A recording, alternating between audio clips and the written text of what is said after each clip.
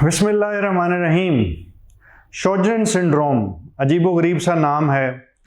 इसके अंदर dry mouth यानी मुंह खुश्क होता है, आंखें खुश्क होती हैं, जिसम में डिप्रेशन होता है और जोड़ों में दर्द होता है। ये वीडियो उन लोगों के लिए है जिनको मुंह खुश्क रहता है, आंखें खुश्क रहती हैं और जोड़ों में दर्द होता है। उनके बारे में बात करेंगे, ये क्यों होता है और थोड़ा सा इसके इलाज के बारे में भी। ये स्पेलिंग इसके ज़रा मुख्तलिफ हैं और बोलने में इसे शोगरेन सिंड्रोम कहा जाता है, क्योंकि इसकी ओरिजिन जो उनसा लफ्ज़ का वो किसी डिफरेंट ज़ुबान से था और हम इंग्लिश में इसको यूटिलाइज़ कर रहे हैं। और इसकी स्पेलिंग भी जो उनसे हैं वो हमारी टीम डिस्प्ले भी कर देगी, लेकिन इसे कहते हैं शोगरेन सिंड्रोम। अब इसके अंदर होता ये है कि उमूमी तौर पे ये फ़ीमेल्स के अंदर ज़्यादा बीमारी पाई जाती है और इसमें गठिए के मर्ज़ से मिलती जुलती भी हो सकती है अलामात के लिहाज से। ज़्यादातर लोगों का कहना ये होता है कि मुंह बहुत खुश्क रहता है और लुआब से उन्हें मुसलसल उसे ठीक करने के लिए कोशिश करनी पड़ती है। दूसरे नंबर पे जब फ़र्ज़ करें कि मुंह के अंदर लुआब आ भी जाता है तो उसे पैदा करने के लिए उनको बड़ी मेहनत करनी पड़ती है।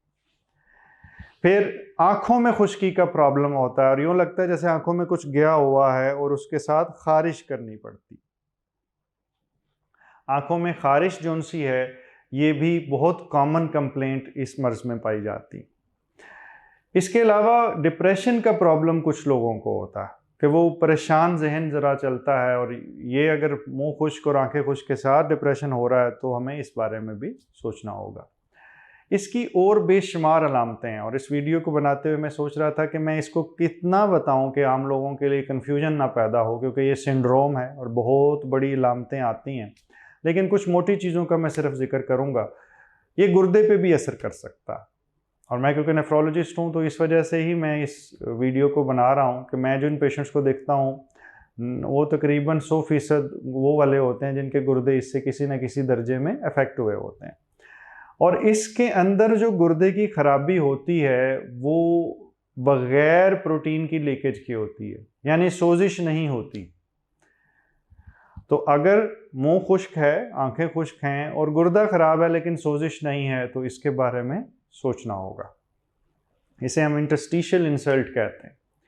इसके साथ जिस्म के अंदर से नमकियात ज़्यादा निकलने का प्रॉब्लम भी हो जाता है, यानी पोटाशियम जिस्म से ज़्यादा लॉस हो जाता है। उससे क्रैम्प्स भी पड़ते हैं, कड़ल भी पड़ते हैं और रीनल ट्यूबुलर एसिडोसिस नाम से एक मसला होता है जिसका उर्दू में कोई नाम नहीं है, आप इसको भी ना याद कीजिए। लेकिन इसके अंदर अमूमी तौर पे बच्चियों में और बच्चों में भी हो सकता है। उनके अंदर हड्डियों के मसाइल पैदा होते हैं, हड्डियां सही तरह से नहीं बनती, गुर्दों में पथरियां बन जाती हैं, गुर्दों में स्टोन या पथरी जिसे हम आम ज़ुबान में कहते हैं वो काफ़ी मिकदार में भी बन सकती हैं और हो सकता है वो छोटी छोटी रेत की शक्ल में भी बनती हों। इसके साथ इनकी ग्रोथ का प्रॉब्लम हो जाता है, हड्डियाँ टेढ़ी भी टांग की हो सकती हैं और अमूमी तौर पे इसको ओस्टियोमलेशिया और दूसरी ऐसी हड्डियों की मर्ज़ के साथ कंफ्यूज भी किया जाता है और उसके वर्कअप में शामिल होता है यूरिन का एक टेस्ट करवाने से और जिस्म में तेज़ाबियत देखने से तशख़ीस मुकम्मल हो सकती। इसके अलावा इसके और बहुत सी अलामात हैं और उन सब को मिक्स कर दिया जाए तो मिक्स कनेक्टिव टिश्यू डिजीज़ बन जाती है। टेस्ट करवाने में आप ये समझें कि एक टेस्ट होता है जिसे हम ENA कहते हैं और उसके अंदर एंटी रो और एंटी लॉ नाम से एक टेस्ट है जो पॉजिटिव आता है, जिससे हमें कंफर्म होता है कि ये शोगरेन सिंड्रोम है। इसका ट्रीटमेंट मल्टीपल एंगल्स और अलामतों और जिस ऑर्गन को इन्वॉल्व किया है उससे रिलेटेड होता है। इसमें स्टेरॉइड भी देना पड़ सकता है, इसमें कुछ और अद्वियात भी देनी पड़ सकती हैं। आई स्पेशलिस्ट से इसमें ओपिनियन भी लेना पड़ता है, क्योंकि आई स्पेशलिस्ट एक ख़ास टेस्ट करते हैं जिसे शिरमर्स टेस्ट कहते हैं और उसके अंदर पता चलता है कि आंखें तो बहुत खुश्क हैं और फिर उसके ड्रॉप्स डालने पड़ते हैं आंखों में और आंखें जो सी हैं उसके बाद जो उसमें ख़ारिश हो रही होती है वो ठीक हो जाती। तो ये वीडियो उन बच्चे और बच्चियों के लिए है और वैसे ओल्ड एज में भी ये पाया जाता है जिनके गुर्दे में कोई प्रॉब्लम हुई और उनकी आंखें खुश्क रहती हैं, उनका मुंह खुश्क रहता है, डिप्रेशन का प्रॉब्लम है, नमकियात का प्रॉब्लम है, जिस्म में दर्दें रहती।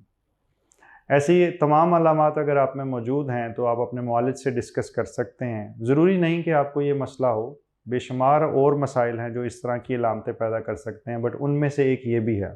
और अक्सर ये डिस्कवर नहीं हो पाता, इसकी इलाज लेट इसलिए हो जाता है कि ज़रा मुश्किल डायग्नोसिस है, नाम भी मुश्किल है और तशख़ीस भी थोड़ी सी मुश्किल है। अल्लाह ताला आपको मुकम्मल ज़िंदगी दे और दूसरों की ज़िंदगी मुकम्मल करने का शर्फ़ अता करे। शुक्रिया।